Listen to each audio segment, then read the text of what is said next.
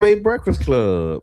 I'm your brother John. And this is Qiana. And this program is being brought to you as part of the New Image Project at the Community Development and Training Center, aka See That? See That. And we like to thank y'all for tuning in, helping us to redefine what's cool, because smart is the new gangsta. Baby. And if you don't know, now you know. Now you know. Okay, let's hit it. Q, give me something on that Zoom line right there. Okay, let's go. And you got headphones, so I don't. But let's see. You ready? I'm ready. The Tampa Bay Breakfast Club is an independently produced program.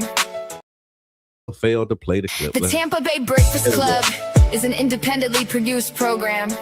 The views, opinions, and statements expressed by hosts, guests, or callers are their own and do not necessarily reflect the views, positions, or policies of Carafesta Radio. 99 Jams, its ownership, management, affiliates, sponsors, or partners. Okay, did y'all hear that? I just want to make sure. Now we can start. Yeah. And now it's official. Yeah. We can start. I heard it a little bit over here. I think I did. So I'm pretty sure our Facebook audience, put it in the chat. Let us know. Did you hear our updated spiffy views expressed? Don't call the principal. Don't you dare call the principal. Speaking of calling the principal, Cat Williams and Kevin Hart squashed their beef. Yes. Did you see that? No. Okay. I saw a very brief clip of the moment when it happened, right? But they've had like this long standing. Charlie Funk said he would have did it so we wouldn't have to use AI. Well, Charlie Funk, come on, man, tap in. You know what we need. what we got to do to get on your calendar, Charlie? Because I mean, I know you. He said he loved it though. I appreciate it. I mean, we using all the tools and resources that we have at our disposal. And so definitely, we're just trying to upgrade over here. Let's make it happen. That's all. We're just trying to put out a quality product as we go on our as we head into our 8th year in June of the Tampa Bay Breakfast Club on 99 Jams. So Kevin Hart. I didn't make it that far. Okay, Kevin Hart and Cat Williams. I didn't make it that far. In what way? I started it. It wasn't that entertaining to me. I didn't see the whole thing. I just saw the Facebook clip of the moment when Cat Williams came out and they squashed the beef. And they say Cat was very funny. So I started out. The host the host was horrible. Okay. I did not. Who was it? I can't tell you. Some white man. I can't tell you. Oh, I saw they says it was some white man going around calling people the N-word. That he called a wigger. Okay, what they getting us ready for? Oh no! But Cheryl Underwood came in and said, got all that together, cleared it and said and I have the clip because Sharonda sent it to me this morning. Cheryl, because me and Sharonda was talking about it, right? Okay, and I was like, Usher kicked it off. Usher was funny. Okay, so I liked the Usher part. Then everybody else Put it in the chat, Team Cat or Team Kevin Hart. Let us know who you. Hey, Damien, comedian Damien David. And so this roast is 2.5, almost 3 hours long. Some people were saying it wasn't that good, from what I saw. That's why I told you I didn't make it. I was like, you know what? I'm finna go to something else. I got it. This my scroll allocation for the day. For 3 hours. It was that long? It's 2 hours and 51 minutes, 2 hours and 30 something minutes. People roasting Kevin Hart? They're roasting Kevin and people in the audience. So just anybody can get it. Yeah, so Tom Brady. Roast, you have somebody up there, they do their thing. And Tom Brady came out. Okay. There were some other people. This probably like Damien. Okay. I know. If I'm a gambling woman, I think that's probably somebody. Caller, introduce yourself. You already know. Call ID. We talking about this Cat Williams, Kevin Hart squashing the beef, man. Did you see it? And what were your takeaways? Oh no, that was the big. That was big for the night. I liked that. It was big, but it was small at the same time due to the size of the two men. But it was big for comedy, man. And I want to just say something about the roast. I know. The roast was real. Like a lot of people didn't like the racial jokes and all that. But if anybody knows a roast, it's no holds barred. They would talk about Cheryl Underwood, dead husband, everything. It's no holds barred. And they ask these people and let them know that these are the jokes they're gonna be saying when they get up there. And it's a roast. They gotta approve it. It's like It's no holds barred. Is it gonna be off the chain and runchy? That's what it's supposed to be. That's the whole thing about a roast. So when you go up to the roast, you gotta have that open mind. If you watching the roast, you gotta have that open mind. You know what I'm saying? And I can't go against it because I know what's come with a roast. There's no holds barred. They don't care. They're gonna talk about your mama. They're gonna talk about whoever. So yeah, they do. Understood. It ain't gonna write it. So if you know anything about the roast, it's gonna be something you ain't gonna want to hear. So if you ain't gonna want to hear it, you don't need to watch it. Yeah, right on. Appreciate that. Thank you for calling, comedian Damian Davis. Yeah, no holds barred. All right, y'all do it, y'all do. I love y'all, man. Love you back. Okay, so that wasn't the problem because I'm one of the people like I personally think comedy should hit those things. Like I'm like the things that make you cringe and you be like, you wouldn't have said that. Whatever. Yeah. I just didn't find it that funny. That was it. Yeah. No, I hear that. Because I have like a dark sense of humor. I appreciate you saying about the roast, no holds barred. Because I mean, we used to crack, on each other. I guess that's what you would call a roast now. But we just call it cracking. You know what I mean? And it was no holds barred. And if you could hold your own, you can hold your own. And if you can't, you gonna cry, go home, or somebody want to fight. Yeah, because he said like somebody said, I think it was Tom Brady might have said, "Hey, call, is this name you again? Go ahead, say what you got to say." Oh, hey, Zay. I got my own room. You got your own room. That's what I'm talking about. Hey, we had to call you back and tell you that you my bad. That's okay. I love it. Just in case, what he said, if you don't know, now you know. I got my own room. Look, he talking about hey, Q. Y'all talking about that other stuff. But like he was saying, like one of the comedians say, me and you got in common, we love our jobs more than we love our wives. Oh. Right? Because they always right. They do it, and then you talking about unfit dads. Like he said, like, hey, like your dad just didn't show up because of whatever, but you ain't show up because you wanted to do Jumanji. Like so it was so funny. Like they had some moments, but just overall, it wasn't. And they got on Chelsea Handler by being wild. And she was like, "Listen, I'm rich. Yeah, I got money. Yeah, I'm hot. What you think I'm doing?" Okay, talk your talk. So there was some funny parts in that. So you know what I mean. And I think the bigger piece for me was about the squashing of the beef. Yeah. Because of the whole Shannon Sharp interview. Yeah, how Cat just kind of was. Now he's saying, "I told you so" for what he said in the beginning of 2025. Yeah. And so just after the years of tension, the public back and forth, all of the stuff that they've been dealing with, to see two brothers, come in and squash the beef. You know what, man? But people shake hands and be like, "Yo, we finna move forward." And now there's opportunities, possibly, if they, have alignment. I think they do. You know what I mean? But it's like, okay, now we can actually, let's go ahead and do something together. Let's really get some money together. Let's make some laughs. Let's put some smiles on people's faces together. Yeah. Like there's opportunity when you squash that beef and you can come together where the opportunities align. And so shout out to them for that part of it. Whether the roast was funny or not, I think the biggest highlight for me, seeing, knowing the kind of that history of back and forth and all of that stuff.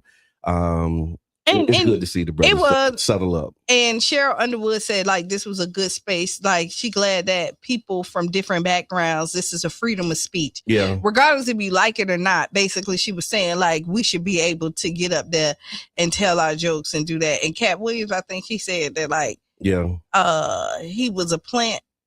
I said he was a plant, but you keep on sprouting up. So yeah, I do want to go back and watch it, finish it. But I did start it. I mean, it's number 1 on Netflix. So regardless, it did Netflix. I didn't know that. Yeah, it did what it needed to do. I'm just thinking, I got 3 hours. No, break it down. Yeah. Eat it in 30-minute segments. Get on the treadmill and watch it while I'm walking or something. Yeah. Yeah, because I'm really trying to be intentional with the way I use my time these days. But definitely, again, shout out to them. Shout out to Kat, Kevin Hart, and all of the people who's in that space, man, where you looking like, you know what, let's settle up, squash it up, and move on. Oh, it rained yesterday. We needed that. It did rain. Just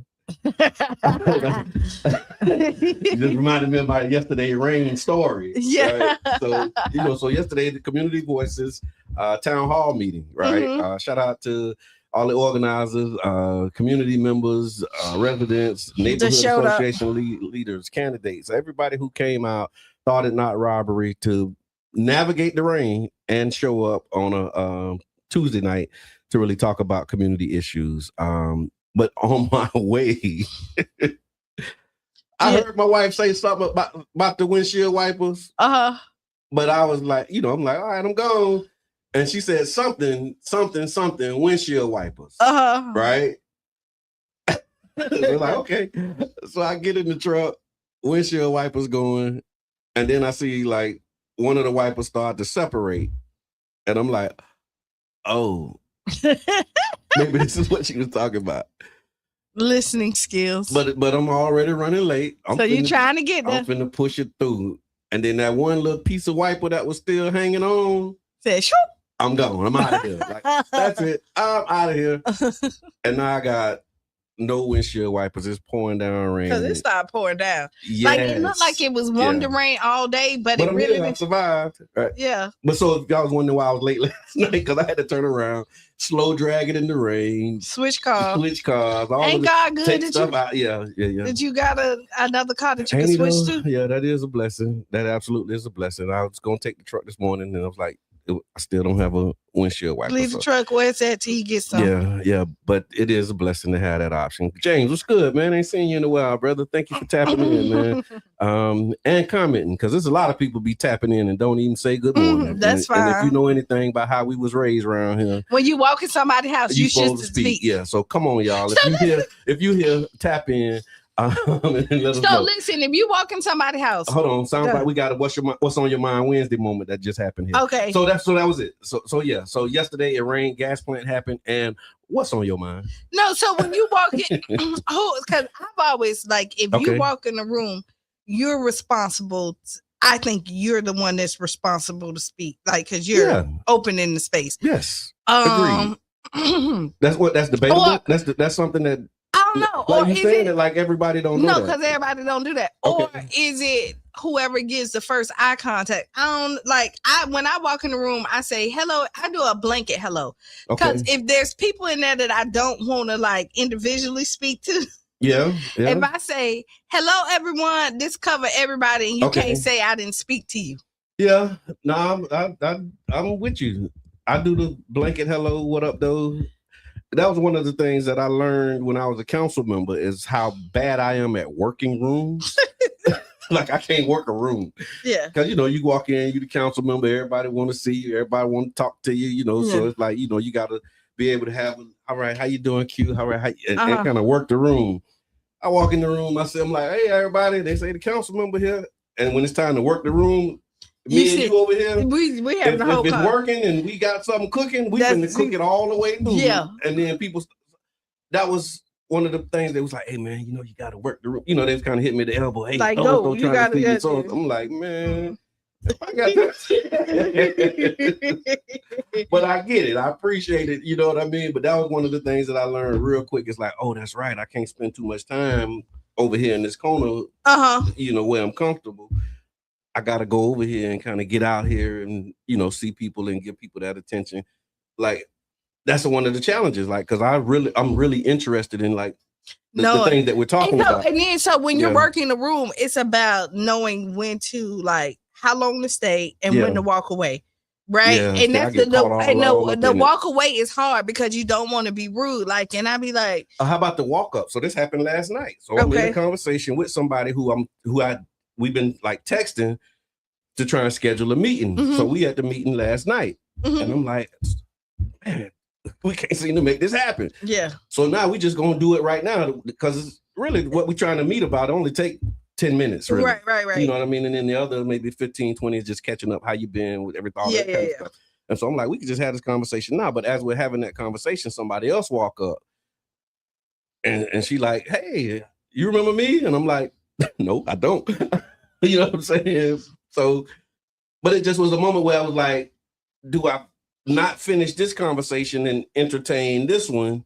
You finished. So it's really hard. I was like, just give me 1 second. But I want to like. But see, then think about the 1 second, because now the 1 second is the person you don't remember.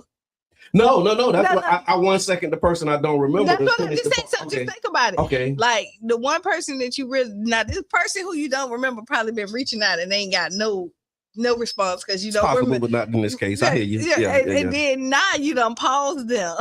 I did, and she was like, "Oh, okay, I'm sorry," and then she kind of like. And did y'all ever? We did. Okay, well, that's I was intentional about that. Okay, good. Yeah, like after we made the rounds, and I saw, I was like, okay. Because sometimes you kids. So listen, I've had people. I had people swerve. I didn't tell you what I wanted to talk about, but I'm gonna tell you. Probably could have kept moving. Listen, I done had people swerve me, and I done swerve people. Did I swerve? Was that a swerve? No, not that. But I'm just saying, like, it's like a start a conversation, but really don't want to have the conversation and be like, give me 1 more second. I'll be right back. And then I wait, and then I look, and they somewhere having a whole nother. So I'm like, okay, like I get it. I don't say I'll be back. But like if you tell me you're gonna be back, I kind of like expect. Yeah. Like, give me 1 second, and then I'll just I don't know, because you want to be polite. Yeah. But then sometimes it's you know. No, I hear that, and I tell you this. This was the one of the things that I came to appreciate. I had JC. Shout out to JC3, who was my legislative aide at the time, and he's graduating. So congratulations, he actually graduating law school. From Stetson. Yeah, JC3. Shout out to the parents, Karen and JC2. For the great work that y'all did in raising this upstanding young man. But one of the benefits when I was a legislative aide is when we would be in places, he would, kind of break that up for me. Yeah, like, I mean? Come on, I got like he would move me. You need a good buffer. You need a good buffer. So that when people like start to lock in, he's like, okay, it's time to go. Yeah, council member, and so. But me by myself, like we locked in. All right, y'all hold on 1 second. You need buffers. Yeah. I would like to go to them dinners, because you get all the. So and I go in them rooms, and it's like a whole bunch of people in them rooms, and I'm like over here just in my little pocket. You know what? Even outside of working, like when you go to the store, like you bump into people. I have this, my mama sit and talk to people, and I be like, all right, we finna leave you. Like I don't do that. I do. Yeah, I don't like in the store, like. It's clear we all here to do something, and standing this aisle holding each other up ain't what we here to do. Yeah, but see, in the store it's so easy because people because they don't see you, they want to same thing. They want to get caught. Oh, girl, how you doing? Yeah. And then I hear that. All right, so that's what's on your mind Wednesday. and again, I want to go back to this too. When we talk about what's on your mind Wednesday, again, giving shout outs and kudos to the Community Voices Town Hall. And I want to give y'all some of the takeaways from what happened last night. Again, we talked about those who were present, very great mix, diverse group of people who were in the room. It's the first in a series. And the meeting last night was more like an introduction to a process and like, okay, this is what the intent is. And really just getting alignment on what the intention of the assembly is and what, people who are part of this movement that's being built, how they can show up and how they can contribute. So it's basically an invitation to the work. And so the focus right now is there's a public comment period for the gas plant redevelopment process, if we want to call it that. Because that was another one of the things, like these two parallel processes that's running right now where the city council is pursuing a study and master plan, and then the administration and the mayor is like, y'all plan, we better go forward and just pick a developer by June. That aside, which is in 3 weeks. Yeah, for real. And so, but that aside, the community input is still happening. And so there's a survey link. And if Mr. Edmond, if you tuned in, if you could put that link in the chat, if you got it, if you could put the link in the chat. But we're asking people to take this survey, complete the survey, and help us to identify what the priorities are, and then continuing to organize around public comment before May 30th. And then there's also another community session that will be scheduled following this. There was a follow-up meeting that will be held virtual on Wednesday, May 20th. And so we're asking for community feedback. Community comments will be being organized, and the recommendations are being prepared by the organizing team. So yeah. Why don't people come to community meetings? I think so. I'm going to say part of it is advertisement. Okay. Another is it has to, for you to take out time to come to a community meeting, it has to be something that piques your interest. Okay. Because we done seen community meetings where they're overflowing, and then we've seen some that's like crickets, yep. right? Yep. And I really think that you gotta force feed people stuff, unfortunately. Okay. Sometimes, the people that's interested show up. Okay. Who's naturally just inquisitive and want to be knowledgeable about stuff. You see the same group of people in there. Yeah. It's like now getting the people who is interested but don't know that they need to be in this room. Okay. Because, we talk about this all the time. Like and sometimes you just don't go where the people at. Okay. So going where the people are is one of the it's one of the things. And I just want to go back because what I was inspired to say last night during the introduction, it just hit me that there are so many people who would like to go to these meetings. Yeah. But they just can't because of certain realities that they're facing. I won't say they can't. They just haven't figured out how, or they haven't really like made it a priority. Because if you just think about this scenario, you got a single parent. Well, we always use single parents. You got a family, husband, wife, 3 children, right? Mm-hmm. Both working, children in school. So you have all of your day-to-day community, school, work, cheerleading, football, all of these things that are happening that are competing for your attention, right? Then you see this advertisement that there's a Community Voices Town Hall. What does it take for you to say, okay, I'm going to move all of this stuff around, make sure that you go get the children today, call them and tell them I ain't going to make it because I'm actually going to this meeting? Like, what makes a person do that? It has to be a priority. Yeah. And so okay, gas plant district for people at this point is a blah, blah, blah. Like, I think they're interested. Okay. But and at this point, it's help us out. Give us a call. Y'all, what's on your mind Wednesday? Let us know. I'm going to do what I want to do anyway. Yeah. Kind of in the gas plant. So is that apathy where people feel like there's nothing that can be done? At this point, I do think because you look at the original gas plant deal, the people were saying no for the majority part of, and they went for it. Yeah. Right. Then it ended, and now the people were saying pause, and the administration saying we're still going for it. So you're looking at the people who then go and take time out of their busy schedule. Like yesterday, like I personally wasn't there, right? Yeah. But like on Tuesday, and it's stuff that.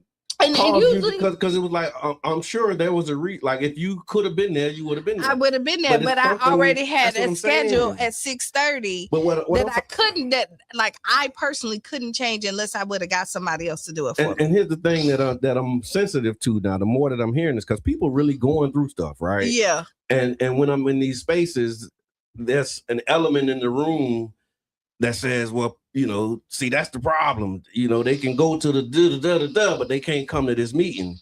But so they just assume that just because the room isn't full that people don't care. But you got people that care, but I just don't care enough to change my whole life to come and sit with y'all for 2 hours to talk about something that has already been decided in my mind. Like, that's a real thing. And those are real people. And then the time that you do it, 6:30 is 6 o'clock is reasonable when you're thinking people. But we've been doing it for years, and so we know that's kind of a sweet spot. You got to feed people because they're coming from work. Like, all the things are done, but you also you feed me. But now I have my kids that I got to feed. Yeah. So maybe I go home and do all this other stuff. But I really think that once you initiate and get the initial spark for something, people want to see results from it and see true. what. And when you go to enough meetings and nothing comes out of it, you be like, call me when we ready to execute. True, I'm not doing. true. So there's a lot of different things. Another thing too, you go to these meetings and as they're talking, it sounds like Charlie Brown teacher, like want, because they may be using jargon, they may be using terms that the organizers think that everybody knows and everybody understands. And so that's why I've been posting, yesterday I was posting like, what is austerity? Because we in a room and we saying, okay, and the city's budget is tight. And so they may be doing some austerity measures. I don't know what austerity measures is. Right. And then he said, we got a problem. We got to push back against this gerrymandering. And it's like, I don't know what gerrymandering is. And that doesn't make you like not it's smart. like I'm trying to be engaged, but y'all talking in a language that I really don't understand. Right. And then or something that's not used in my everyday language. So then maybe I do need to like look it up, see something else. But it's 8 o'clock. Yeah, because I want to tell you, I got a whole nother thing about.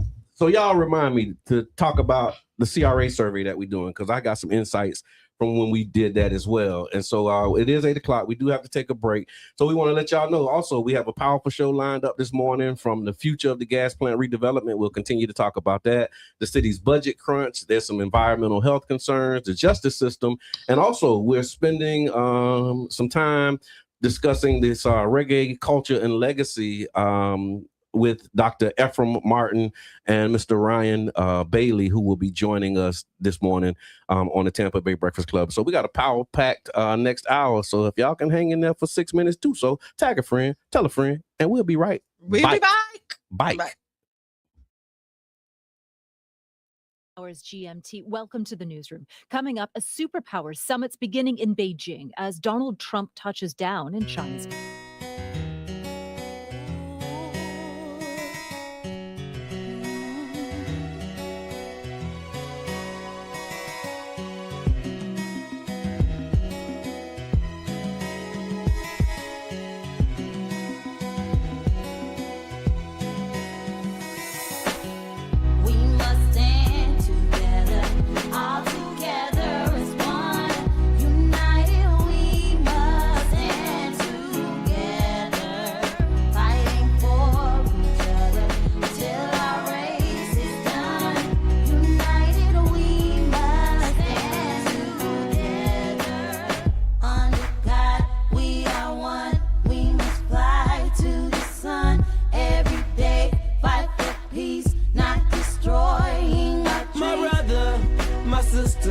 I got love for you, no lie. I give my best, I try. Someday to touch the sky. You're an angel, little baby. Wipe all your tears away. I know it's been crazy, but keep your head up high. Foot chase through the projects, dodging foreign objects. Street knowledge, I should've went to college. Odds stacked against me, surviving off instinct. 3 blocks from the precinct. Lil' homie caught a case, others lost family members. Product of his environment, projects produce violence in the middle of the streets, cause that's how we eat. Just a rap about the trap don't mean I ain't about peace. We must stand together, all together as one. United we must stand together, fighting for each other till our race is done. United we must stand together, under God we are one. We must fly to the sun every day, fight for peace, not destroying our dreams. Peace in the streets, love to my brothers, love to my sisters. We all need each other. Children need their mothers and they need their dads. Taking a life that don't make you bad. The fact that you do that is so sad. Pocket watching, plotting on another man's cash. Pick up a book instead of picking up a gun. Increase your knowledge and that'll increase your funds. If everyone succeeds, then crime would decrease and people would live instead of resting in peace. Unity, that's what.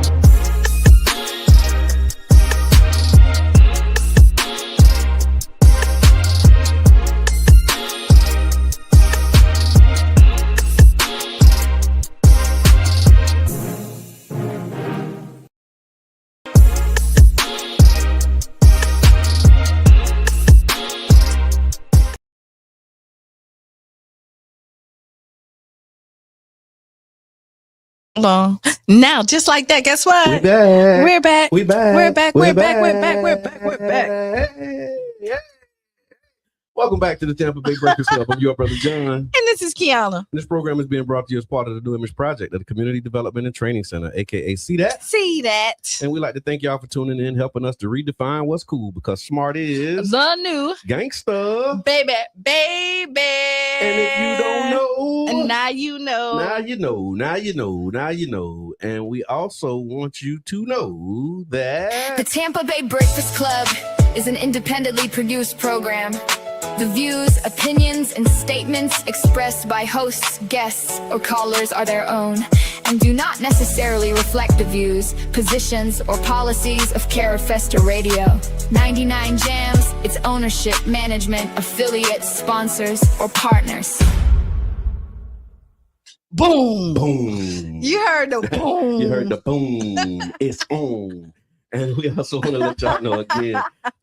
So thank y'all for tapping in, tuning in. So this morning, y'all, we're talking music, culture, legacy, and international impact. We want to welcome Dr. Ephraim Martin as well as Brother Ryan Bailey.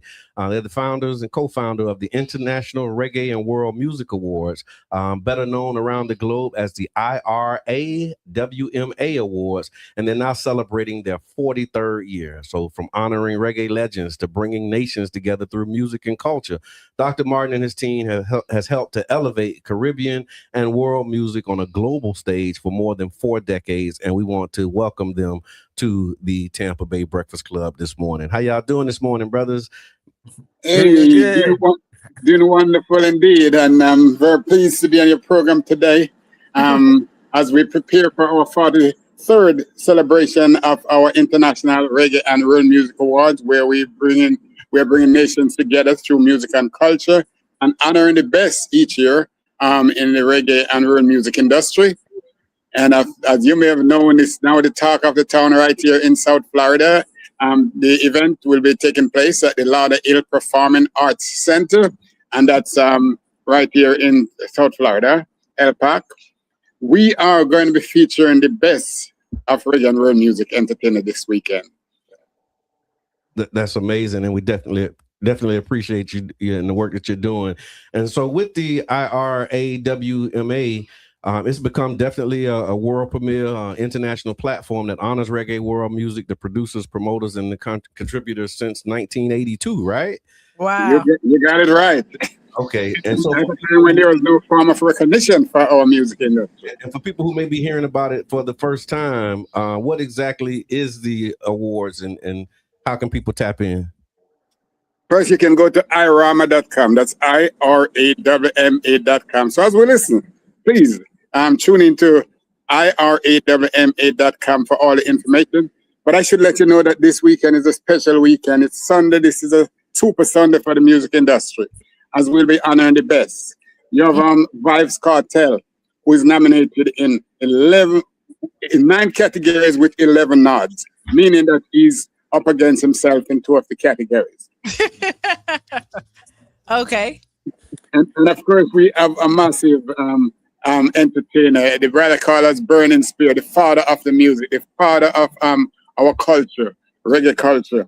Burning Spear will be on site to be honored for his contribution to the industry over 57 years. And he will be there. Other like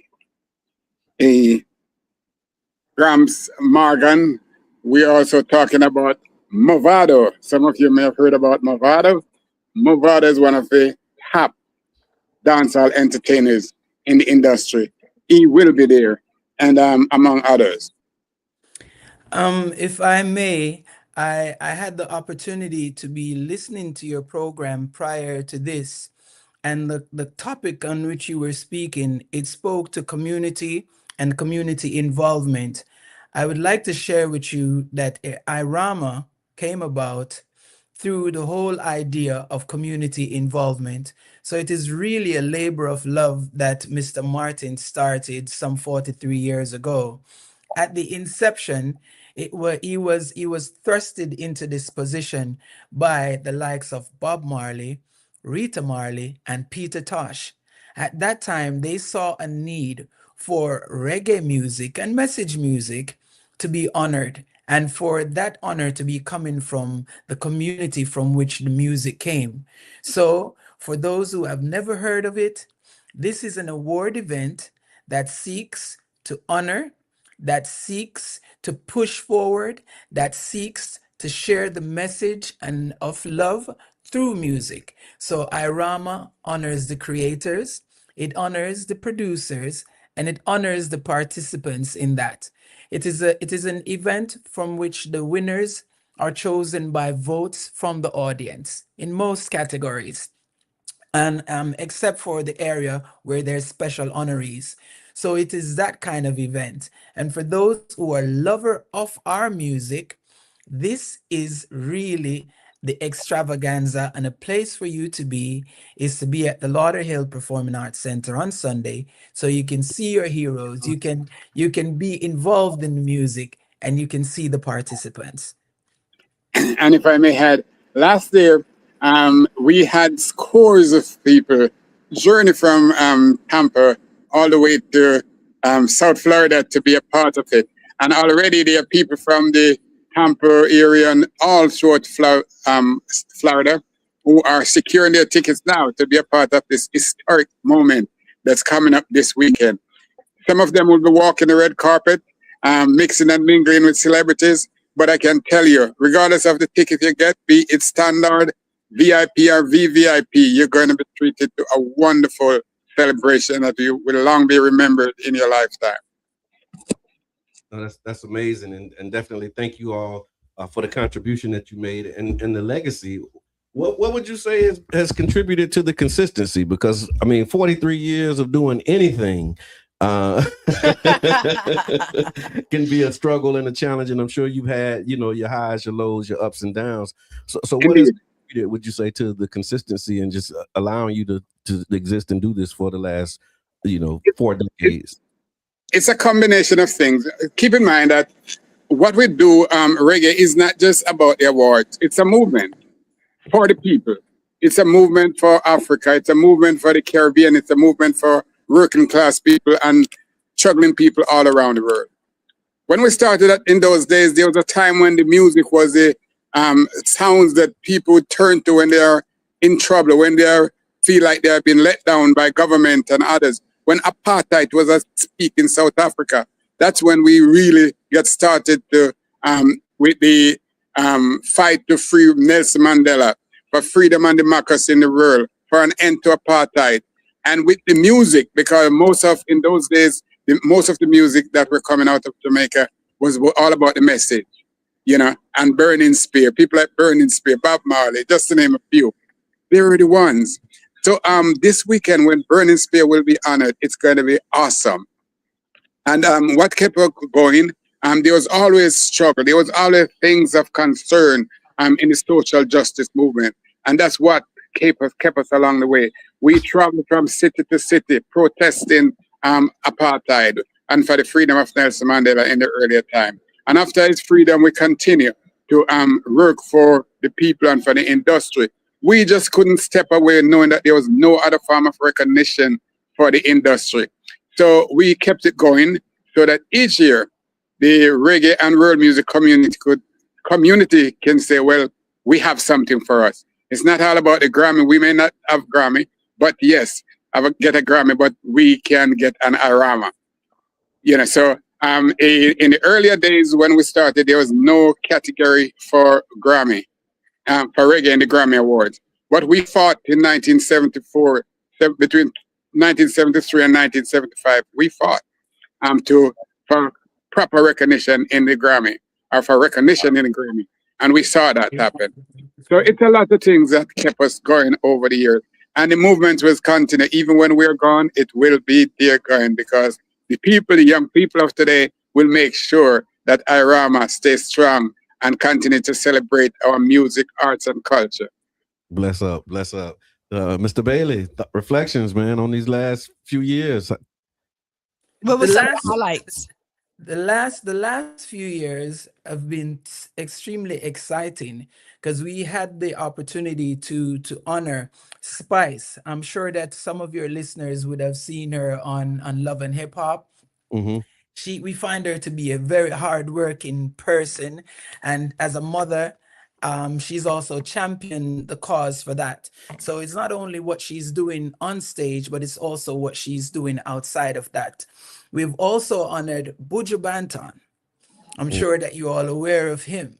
We have also honored Sean Paul. Is that Buju Banton? Who do we have on here? No, we had Beanie Man. Yes, he has been on our stage as well, and so too has been Sean Paul. So all of those who have broken broken into the mainstream, they would have had their first real appearance at an award gala and on our stage, and we're very proud of that.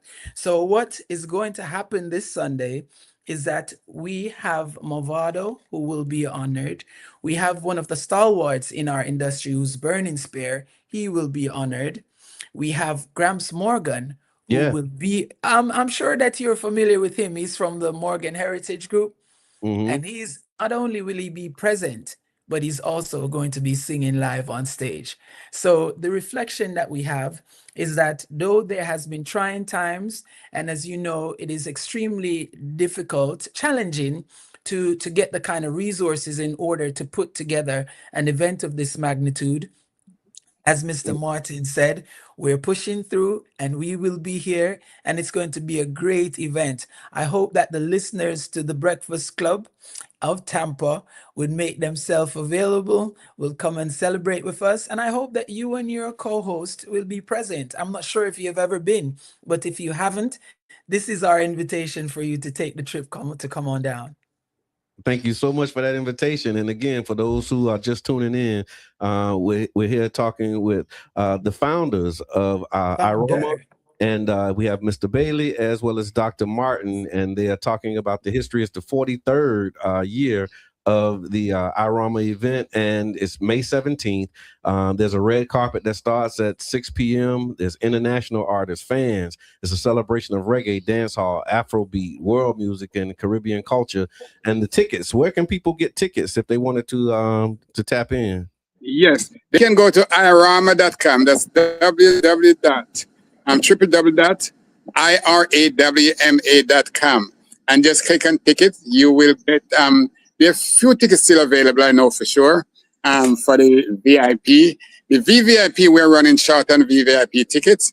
General tickets, there are some still available, but I'm sure they will be gone soon. So I would suggest you go right now as we speak. Visit IRAWMA, IRAWMA.com, and get your ticket.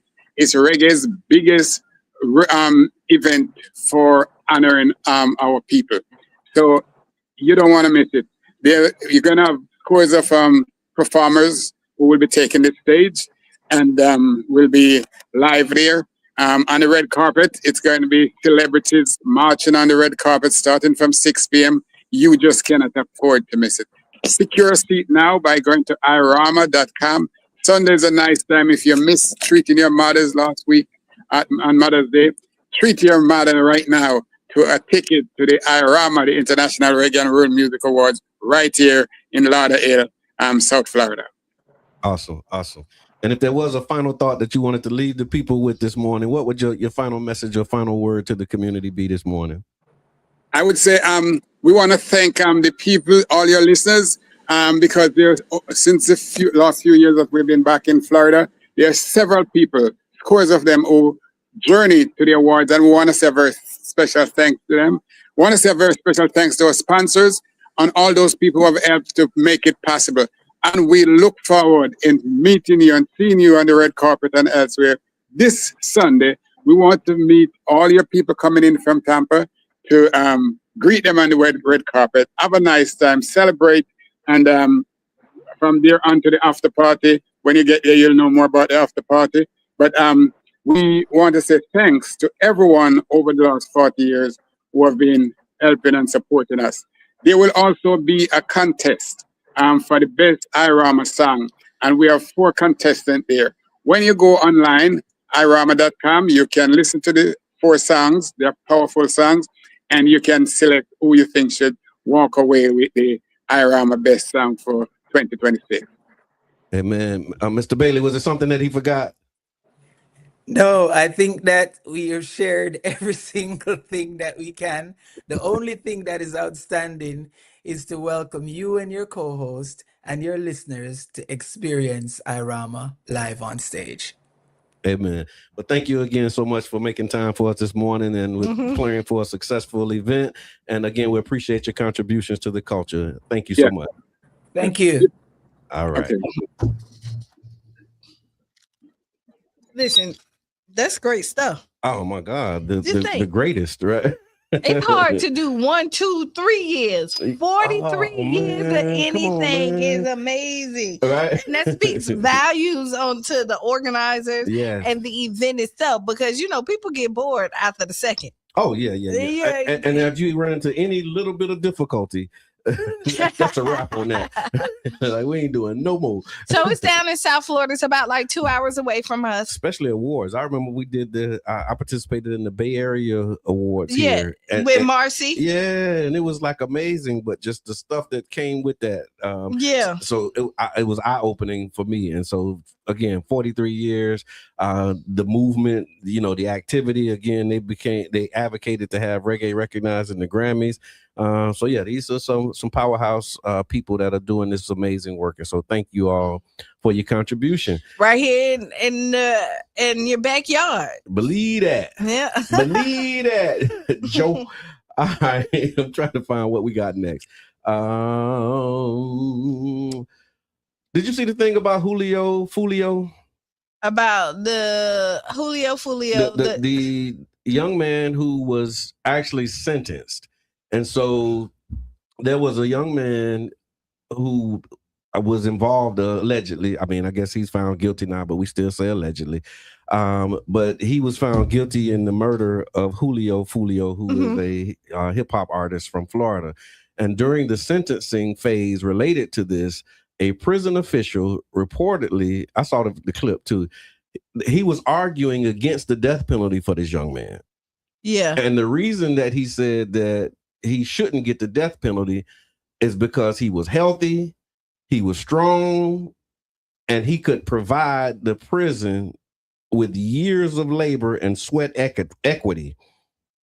And so it's really been, how can I say it? I don't even know where to go with this one. It's been eye-opening, I would say, for some people at how bold, he was in his statement. Because a lot of us, we knew that's been the game for the longest. That's the whole 13th Amendment. Like the 13th Amendment says slavery is illegal except as punishment for crime, right? You're hearing about the 14th and the 25th Amendment right now. Yeah. But the 13th Amendment is basically what created the prison industrial complex. Yeah. And so, he was just really speaking from the gut, saying, that, we can bring in some sweat equity. We need the labor. He also said that one of the reasons they need the labor is because they have an aging prison population. People aging out. That ain't funny. They aging out. And so you need it. So, okay. So does that mean the YNs ain't going to the prison? Because they saying our prison population getting old, and so please, don't give him the death penalty. We need these people to come in and do this work. What kind of mess we dealing with? What? So, okay, listen. So I think hopefully if people are aging out, that means people are getting smarter. You would think. Yeah. Or, I mean... they're getting smarter, or they're not learning at all, because now you old and going to jail. But now. I mean, they could. That might mean something. So I'm torn against. You got old people going to jail now. Boy, that ain't telling you how tough it is out here. So I'm torn against this death penalty and working now. So if you take somebody's life, I think you should be responsible in replacing what they were, or replacing their contribute to society. So if you kill a father, I think you should be responsible to take care of that income of that father that came in, and you should be working and paying in the place of. They call that restitution. That's what I think. Okay. But I think it needs to go into the family and not the system. Okay, yeah, because that's how it happened. Right. Yeah. Like, so you're using it, you're doing free labor for the prison system to keep it up. That's not beneficial to society itself. Okay. And some of the reactions that came in is because people were saying it sounds less like rehabilitation and more about the economic usefulness of these people, because the whole idea of the departments are supposed to be departments of corrections, right? But they don't correct. So we've been quotes. talking about this for the last couple of weeks, right? Sure. And we always talk about prison. Typically, unless you get around the right group of people or your mindset is set, they create bigger monsters. Yeah. There's a lot of stuff that happens behind those prison doors that prisoners will never talk about. John Bailey done came in here and said it. There's things that happen that, you just can't speak about. Right. And there's things in there that made to break you, to put somebody in a room that you only have a window to get lunch from, and you can't talk to nobody. Mentally, that steers you crazy. Even if you make it through and mentally you be like, I'm gonna do it, when you come out, there's something that's taken from you. Oh yeah, it's just trauma for sure. Right. Yeah. And so that nothing about the prison system at this point is necessarily. Yeah. I think this is a pretty straightforward question. So should the prison should prison work programs be about rehabilitation, or is the system becoming dependent on inmate labor? I think it should be about rehabilitation. What's the products that are put out by prisons? So somebody help us with that. Put it in chat. What products do prisons produce? Because if you're saying we need labor, what do you need them to do? I remember they used to talk about license plates. I remember somebody was saying while they was in prison, they made chairs, they were making furniture. And so I'm just wondering, like, you get some skills once you how much of the stuff that we use every day was made by somebody in prison? I'm trying to figure that out. Like, we gotta really look that up. Like, what they doing? Like, what is the labor that this warden of this prison is finding a shortage of, that people need to be like, no, don't give him the death penalty because we need him to come work. Where do you need him to come work at? Where, yeah. He need to do, I don't know. Yeah. So yeah, but that's what's happening. So how do you feel about it? I mean, the whole thing is just crazy, but it's not as surprising anymore, because we're in a space now where all of the doubt is being removed. So if you ask this person, do you want to work like a workhorse for the rest of your life, or do you want a needle in your vein to end it today? Tell me your answer. So that's where we at? Let them choose? Let the convict decide? Yeah. And then they're going to do the opposite, because that's how the system works. So choose wisely. I want to live, Judge. Okay, death it is. Right? I want to die. Work it is. Work to death. Like, because this is warped idea that punishment is justice. And punishment, and you should, so you need consequences for your actions. Absolutely. But it needs to be justifiable. Now, in this situation with Fulio, crazy, he did take a life. They came in, they came, found, did all this other stuff. Whatever happens, like oh yeah, your choices got you here, young man. So you got to own that. You took a life. Personal responsibility. Yeah. So I'm not all those things. Yes. I also saw a clip, not a clip, but it was like a meme that was saying that this young man, because I guess that clip of the warden is going viral. Somebody said that this guy was also raised like in the suburbs, and he wasn't really he didn't come up from what we would consider the struggle. And so for all intents and purposes, he really he had other opportunities to not be in that situation. Usually that's how it is. Yeah. A lot of, not usually, but there are situations you'll see, like, let's take the blackness out. We'll see white kids who have all the money and selling all the drugs and have no reason, like they don't need the money. They don't need the money. They just want it to be cool. They want to be in the in crowd, and then they get passes, because they don't want to ruin their lives because their parents are senators or doctors or whoever the case may be.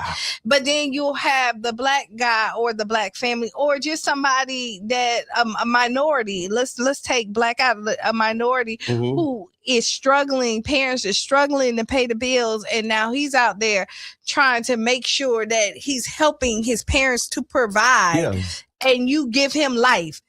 And there's a reason why he out there. Like he's fighting. It's survival. He's fighting day to day to just make it ends meet and just trying to make a better life for him and his siblings or her and her siblings. And then you have somebody over here that just want to do it for the thrill, and you give the thrill a pass, but not the struggling person that's trying to get out. Yeah. No, that's interesting.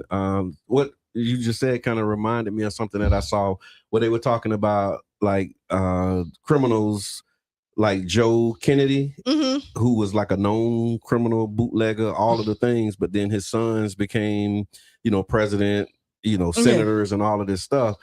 But when black people are working to try and put their children in those type of situations, using that same lifestyle, same logic, like we grinding because we trying to build a better life and future, like we don't always have the benefit of being able to leave a legacy for our children. Like what famous, gangster, I mean, maybe Big Meech, his son is doing all right. Is he? I mean, he on TV, but not no more. Well, but the point is, there's a bunch of people who don't have those types of opportunities that you see other people have. And usually the people who don't get the opportunities are black people. I'm just saying that. You said Jay-Z. Okay. But Jay-Z, he was in the game, but like we're talking about he did the same. We're not gonna just credit him. But it's a few and far between when you look at people who is trying to live the legacy. We just seen it right here. Mike with Crabs. Okay. 30, he been here for 30 years. Right? Minding his darn business. Literally. Yeah. Him and his wife. Minding his business, Like minding his cooking crabs, flinging crabs, giving you potatoes and all this other stuff. Sure. And all of a sudden, 30 years later, you come and say he has a drug charge. Yeah. Oof. I don't know enough about it to comment. I don't know. That's all I know. But I don't know. But I still think like that at this point. Like if you didn't catch me then, right? That's the limitations. That's what you're talking about right now. Like if you didn't catch me then 30 years ago for a drug charge. Right. And I'm not selling drugs no more. I'm pushing crabs by the now it makes sense because he always accepted cash only. Don't do that. Because black folks will do that. You know what? Now that I think about it, we should have known. No, we shouldn't know. And he did a good job. Or you got that one that did know. I knew it was something. It don't matter. Yeah. It don't matter. But so like so now we're talking about that.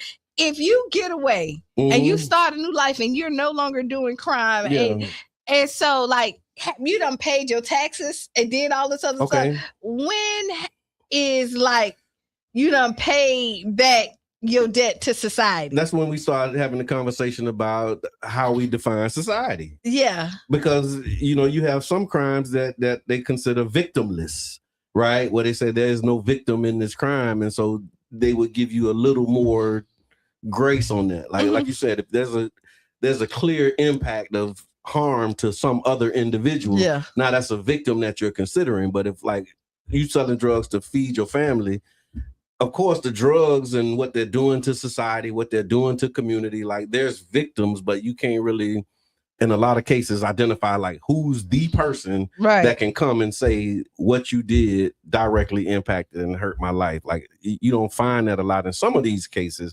Because people just like, that's just the way that it is for them.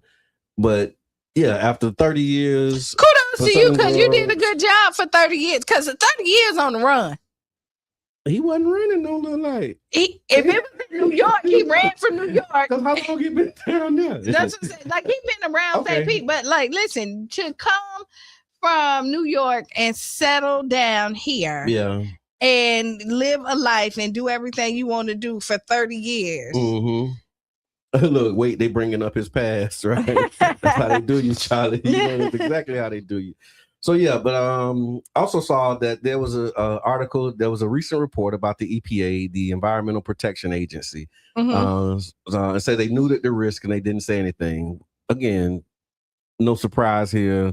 But they don't know nothing, but go ahead. The report claims that the EPA identified elevated cancer risks that have been connected to certain pesticides, but they failed to properly warn the public. The questions have been raised now about transparency, public trust, environmental justice, and corporate influence. Of course, communities that are often exposed to these types of things are working class neighborhoods, agricultural workers, poor housing conditions as well contribute to this. And so in the article, they were basically saying that they knew that these pesticides would cause cancer, but they allowed them to be produced and distributed anyway. Greed. Okay. It's greed over humanity. Yeah. You see it all as like, I mean, you saw it here when they started spraying, talking about mosquitoes, and then all our plants died and no more fruits and all that other stuff. They knew that stuff was going to happen. And just think, if we killed our fruits, imagine what it kind of did to us. Yeah.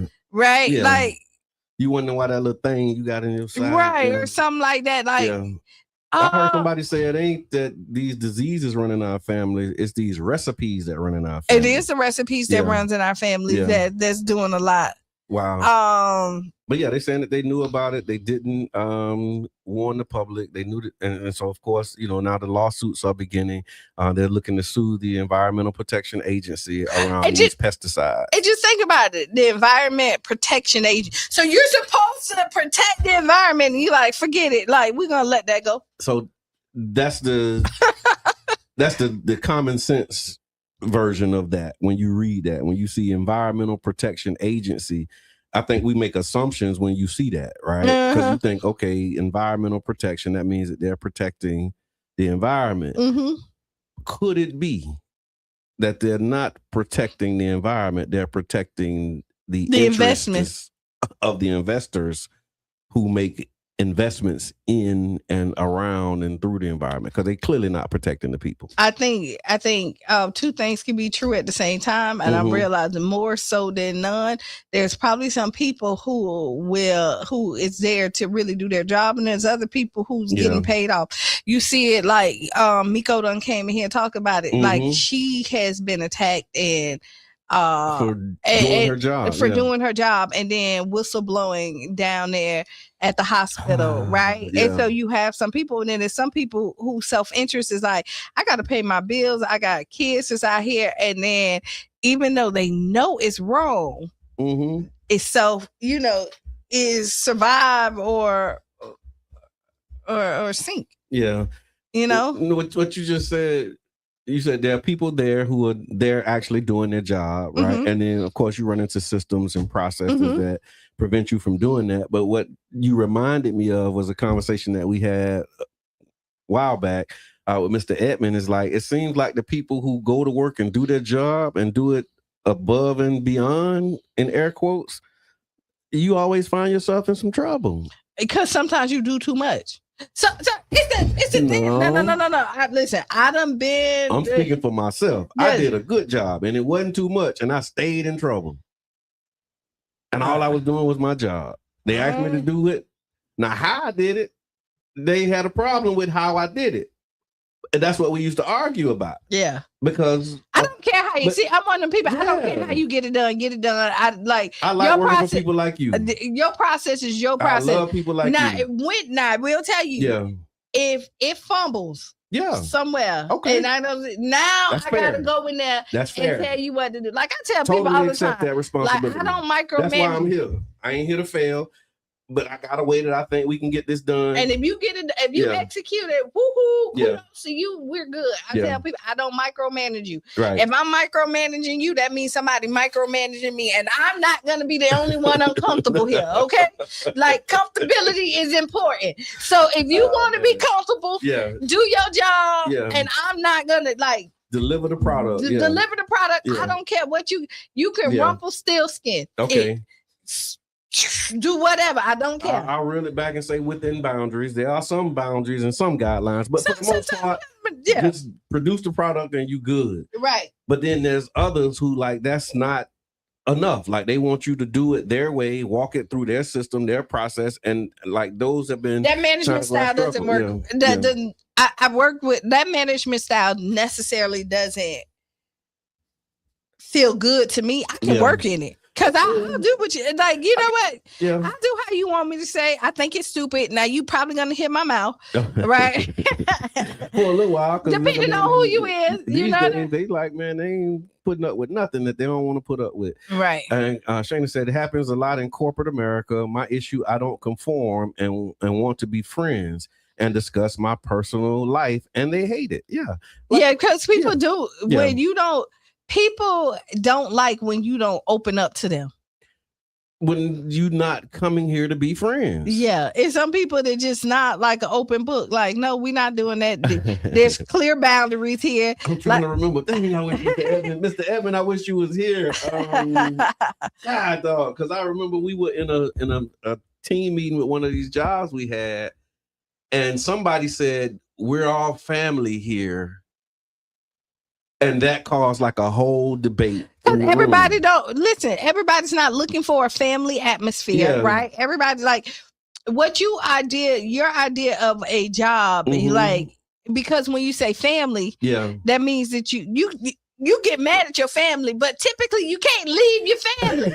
Like you can't pick your family, right? Like so you stuck with your coworkers. Yes, you can. Okay, and so like okay, you know, so when you say family, like we're family, like but and some of the most brutal knockdown, drag out, things happen amongst family, and you let your guard down in family. Would you want to be in a culture of work that is like a family environment? Depending on the work.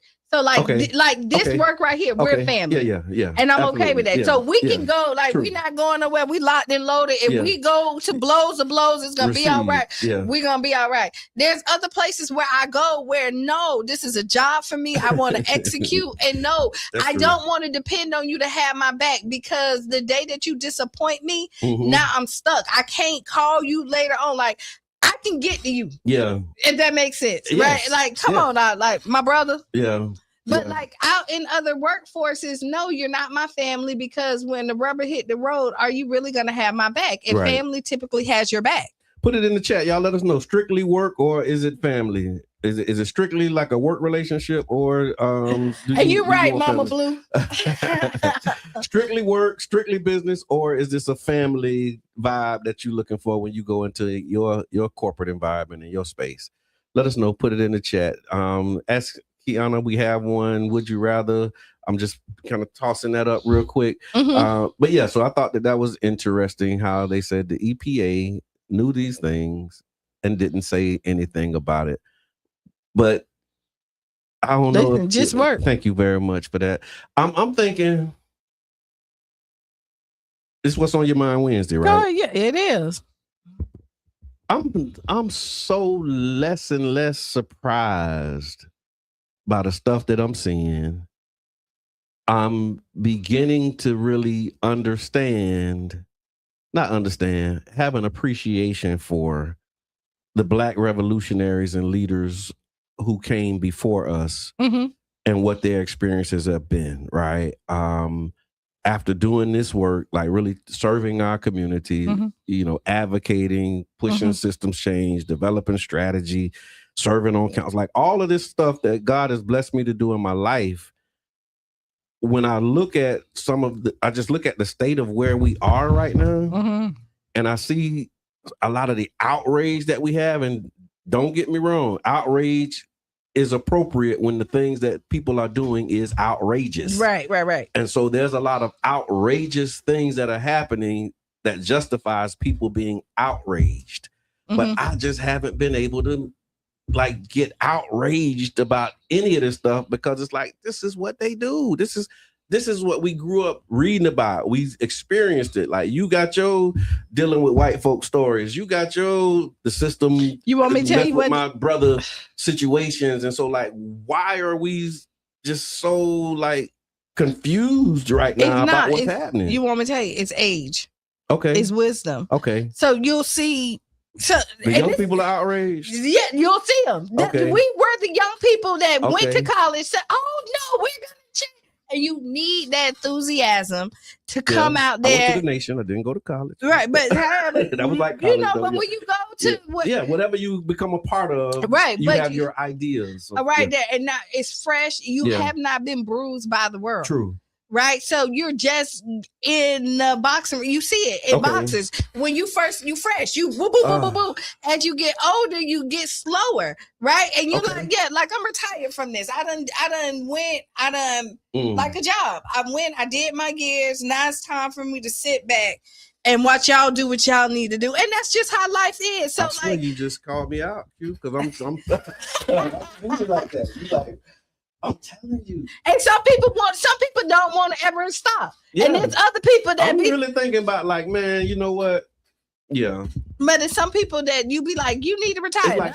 It's like military. It's like military service, right? Yeah. And you have careers and all of that stuff. And I never imagined being in a place where I was like, where I started to think about like, you know what, man, I'm finna just like take this turn, do this thing, and focus on what I can focus on. You put 20 years into anything. Yeah. You started football. Tom Brady. He never wanted to stop. Yeah, you got to know when to step up and when to step back. Know when to hold them and know when to fold them. Yeah, and I'm really thinking like stepping up and back into a different space and operating differently. But like this day-to-day stuff that you know what I mean? It's like I'm really looking more at like locking into like this community strategist space and systems change advocacy. Like those are the kind of spaces where it's like, okay, yeah, I think this is the space I want to be in, and not like running around trying to organize, quote unquote, our people. And you're where you're supposed to be at in life.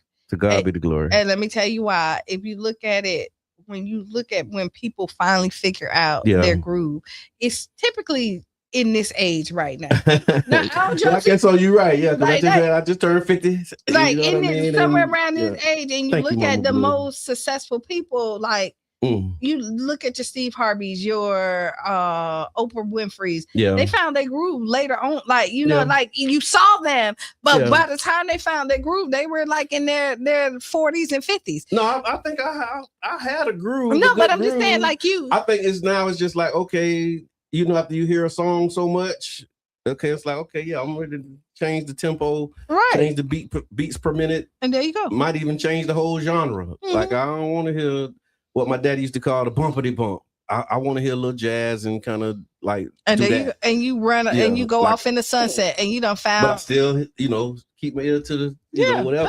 But like if I could choose what's going to be on the radio, I'm playing what I want to play now. Me too, and I still do. And that's a public service announcement from your brother John. How y'all feeling this morning? It's What's on Your Mind Wednesday. Definitely give us a call. Let us know. Put it in the chat. And I did see something in the chat that we can talk about because it's outrageous, bro. We used to it. It's the wisdom of us, and the new generation don't have a clue. And that's another part of the thing that I think we need to flip the coin on, because somebody gave us a clue. Like we got a clue from somebody. So who's responsible for giving the clues to this generation, because they don't have a clue? But we are their parents. I can say this. We their grandparents. We grandparents now. But like, so at what, like, I was talking to somebody about this, Q. They say kids don't know how to go outside and play, right? So when you put them outside, they don't know how to organize a game of, let's call it kickball or something. But like somebody did that for us. It was some older person who came outside and showed us what to do outside. And then we had an idea what to do. And then we started like figuring out how to do it on our own. And then there was people who came up under us that when they came outside, we showed them what to do outside. So they got a clue, but you get that clue from somebody. So if we're saying that the generation has no clue, then who dropped the ball? It is up to us to get, because we was that generation. We sat down and it's like the people who need to pass the torch won't pass the torch. Oh, you be on the same page. Oh, that we have to pass the baton, not drop it. Oh, dang! I didn't even know I would. So no, but it's the universe. But I remember us sitting in the SIU building downtown, and we were saying how, like, the people who need to pass the torch refuse to pass the torch. Yeah. Right, because power. Okay. The need for power and influence is really big, right? And it's a drug within itself when people look up to you and think that you are making stuff happen. Yeah. And a lot of people do not want to give up the throne so easy. You see people who need to just leave it, just let it go. Go out on like your that piece of hair, just cut it off. Just cut it off. Yeah. But no, they holding on. Yeah. And that's just like passing the baton. But if you do it right, and you pass the baton, your legacy lives on. Yeah. I heard Denzel Washington say something one time too about passing the baton, and it actually helped me with this season that I'm in, because he said when you see it, and I used to run track, right? And so he said when you pass the baton, the person passing the baton, you don't stop running when you give them the baton, and also the person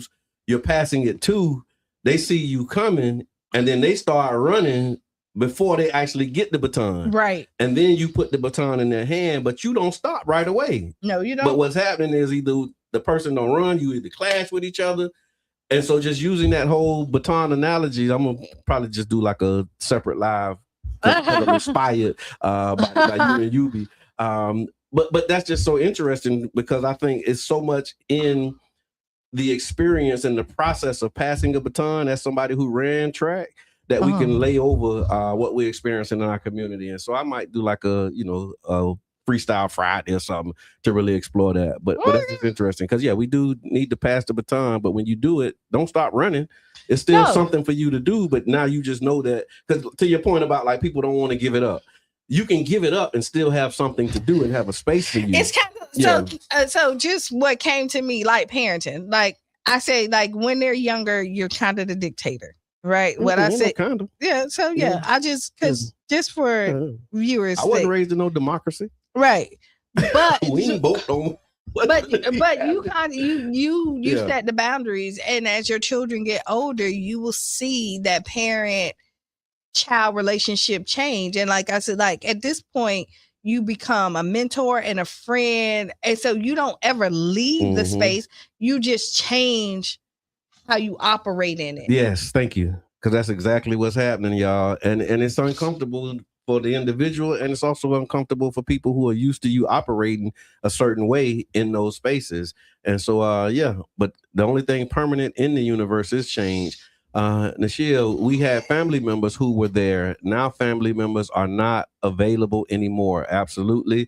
Shayna says, blame the internet and social media. It's an illusion versus a delusion. And I received that, Charlie. We're going to make something happen. There was Shayna said she wanted us to talk about the hantavirus in here. Again, we put it out saying, what's on your mind Wednesday, and we actually talked about the hantavirus Monday. On Monday, probably before you hopped on, before you got here. So go back, check out Monday's program. But we'll say this really quick: they playing in our face. The hantavirus, if you want to kind of get it, they say it's from rats, feces, right? Rodent dropping, and they tell you not to sweep it, not to vacuum it. So, but disarm it when you're moving. But no, what they really say, spray it down with some bleach, do something, and then clean it up afterwards. Open up windows, make sure that it's not in a closed space.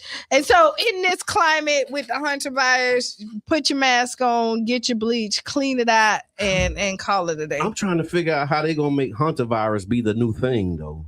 Because it don't make no sense. It can't be the new thing. You're telling me that hantavirus is connected to rodent droppings. How is this going to become a pandemic without having a bunch of rodents? And I don't know. how hantavirus is going to be the thing. Be wary if we start seeing a whole bunch of rodents run around. Like if you, so if they come in the middle of the night, you got more rats than you used to have. Yeah.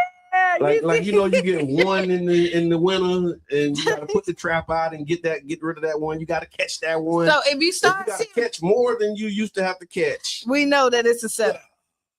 They're planning our face, Lord. Stop playing in our face. So invest in bait boxes. Invest. This is not financial advice, but invest in products that help kill rodents, or not even, or invest in. If you already the bait trap, if you super clean person, you know what I mean. Keep your house together. No, I'm talking about just because that's probably what they doing. No, I'm just saying. But usually, like if I bet Trump probably got a whole bunch of decon stock. Right? Come on. Hantavirus is the thing. I'm finna invest in decon. I'm not doing it. Yeah. I'm not doing it. I'm not either. I'm just it's what's on your mind Wednesday. Yeah. And I don't put nothing past these people.